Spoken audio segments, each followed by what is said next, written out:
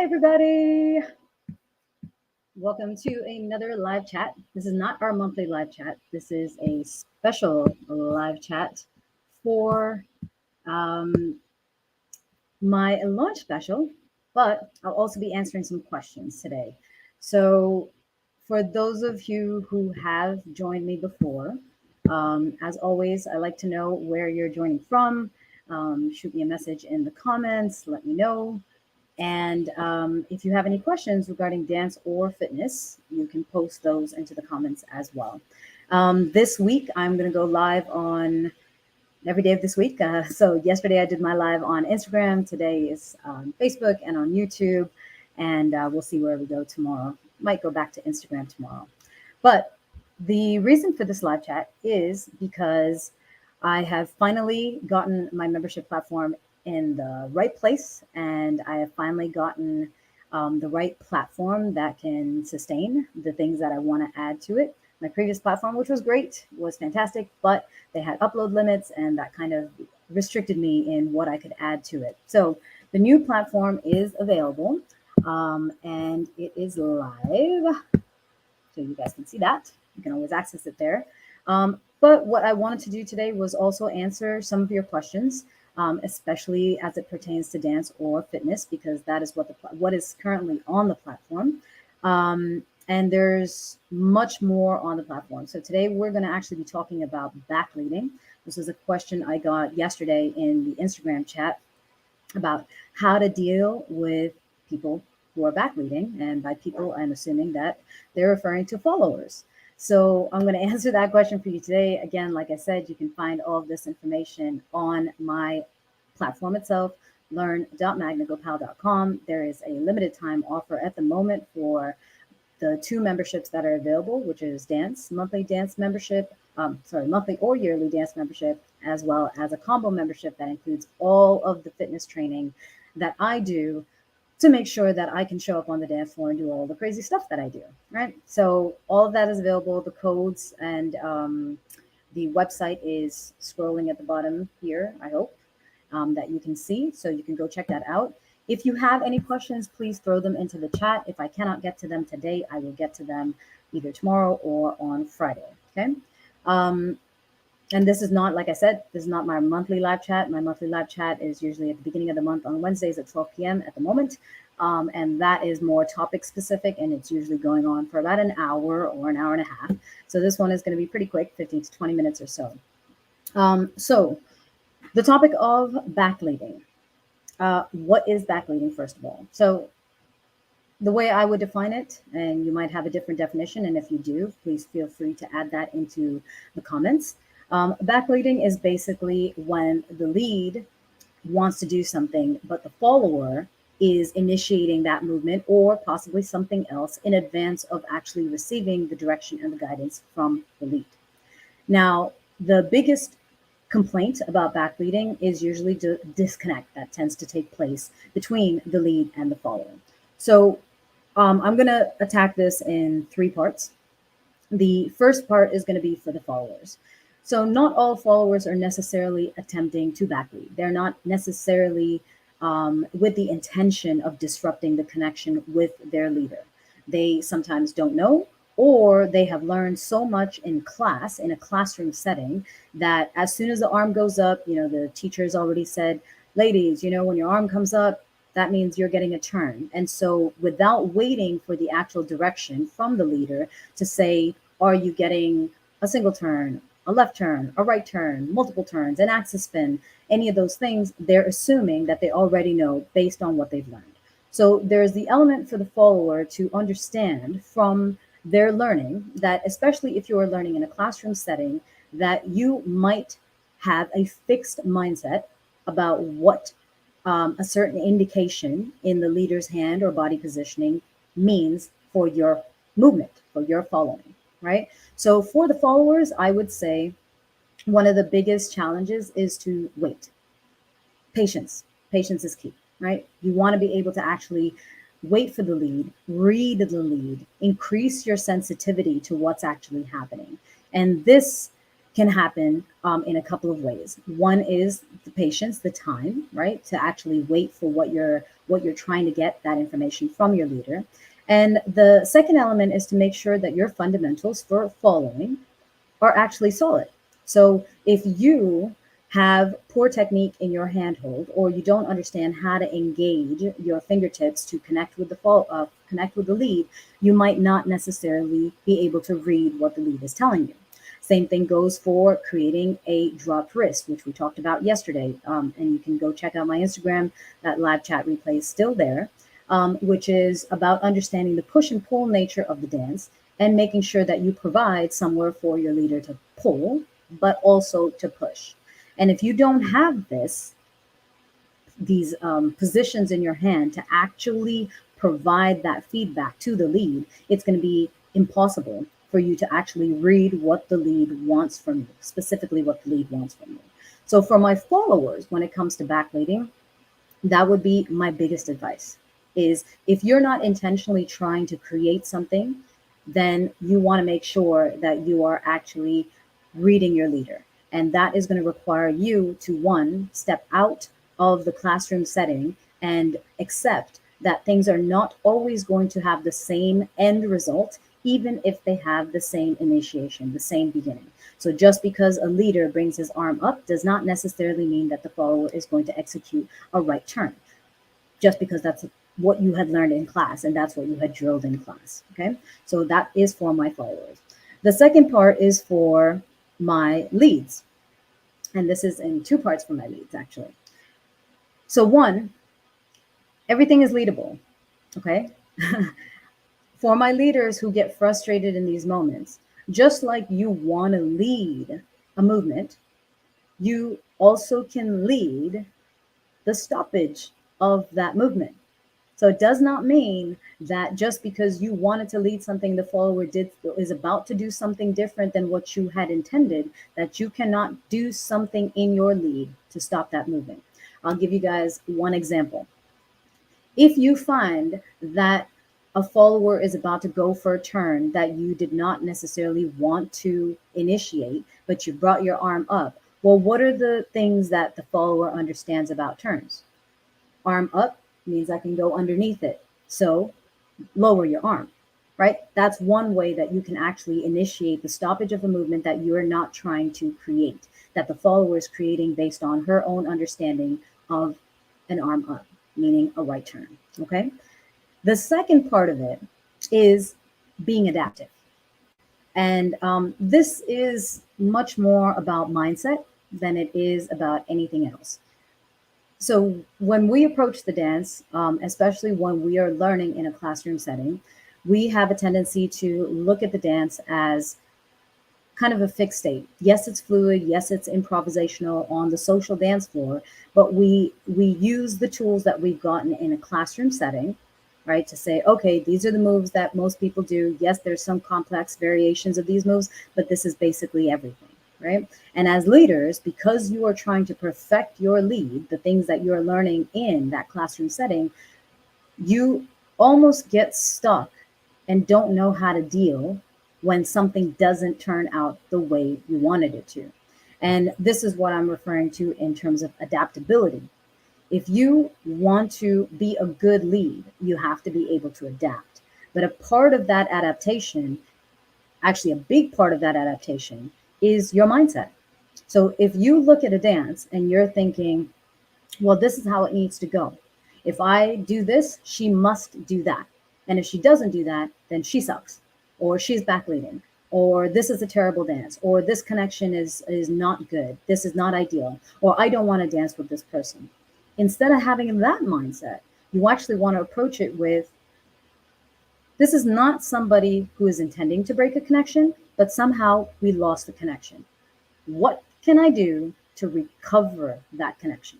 So instead of focusing on what's already happened, which is that broken connection, which you really have no more control over, it's gone, it's broken in that one instant. Instead of sitting there and resenting that moment, right, which is keeping you in the past and keeping you from actually moving forward and doing something that you'd like, you want to think, what is my purpose here?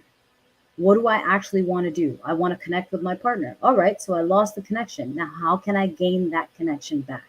And if you can approach your dance with this mentality as a lead, also as a follower, but really as a lead, because this is all about backleading, right?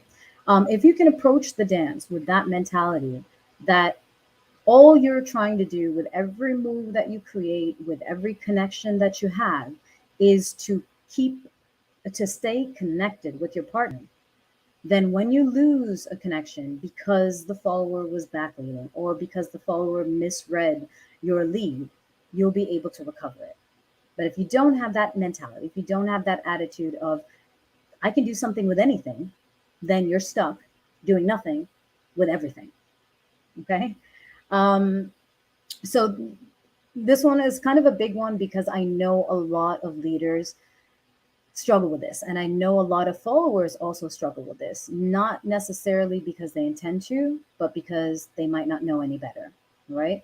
Now, going back to the followers, there's two aspects of it too. There's one, backleading or losing connection because you don't know what you're doing. And that is all about going back to your fundamentals and understanding how you're stepping, what kind of connection you're providing, where are your points of connection, what is your timing, what are the possible outcomes of this movement, and how can you make sure you stay connected no matter what. Then there's also the element of people who want to actually create, right? And I encourage creativity on the dance floor all the time because this is an improvised dance. This is about fun. This is about expression. This is about self-expression. Like, what do you hear to the music? What do you feel like doing, right? Not just about lead says, follower listens, okay? I think it's a conversation between both lead and follow that keeps on going back and forth, even if one person is primarily dominating that conversation. It's still a conversation that has two directions to it, both speaking and both listening. So for the followers who want to create, right? Again, I encourage it, but understand where you are creating from. If you don't have a solid understanding of your fundamentals, right? If you don't have a solid understanding of timing and connection and frame and resistance and tension, then you can't create anything, actually, anything that you really want to. So I always stress the importance of understanding our basics and understanding our fundamentals to be able to create, because what we're doing when we understand our fundamentals is we are building our toolbox, we are building our skill set. And from that toolbox, then we can say, what do I want to build today? I want to build a deck, or I want to build a bookcase, or maybe I want to um, build a pathway or something, right?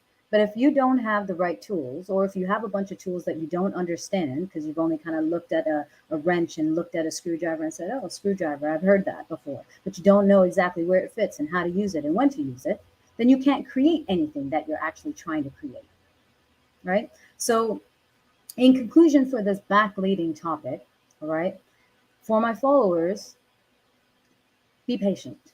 Okay, if you don't intend to be creating something or backleading, you don't want that reputation, you don't want to be doing that, then be patient and increase and improve your sensitivity in your points of connection so that you can be more receptive to the little changes that are happening from the lead and read them appropriately and then act appropriately. Okay. For the followers who are trying to create, make sure that your fundamentals are nice and solid so that you have a toolbox and every tool in there you understand fully and thoroughly. And you know what you want to create and you know what you are capable of creating based on the tools and the supplies and the information that you have in front of you. For my leads, your two options, okay? I mean, there are plenty of options, but two of the main options. One is that just like a movement is leadable, so is stopping that movement. And if you understand your lead and the fundamentals well enough, then what you can do is change your positioning so that the movement that the follower is now initiating, that she's back leading, can be broken, can be stopped, so that you can then continue with whatever it is that you originally planned.